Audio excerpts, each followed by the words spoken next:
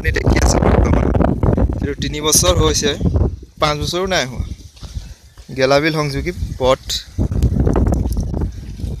চাৰিআলি গেলাবিল সংযোগী পথ 3 বছৰ নাই হোৱা আৰু ইয়াৰ আজি এই অৱস্থা।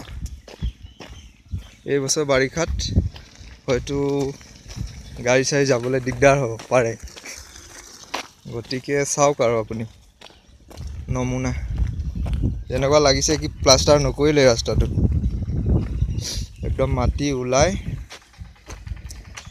আপুনি দেখিব পাৰে কেনেকৈ হৈছে মানে বস্তুটো।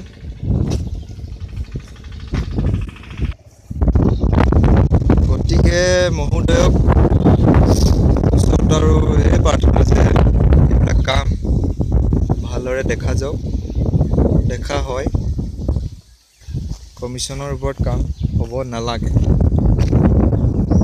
যাতে ৰাইজে অসুবিধা নাপায়।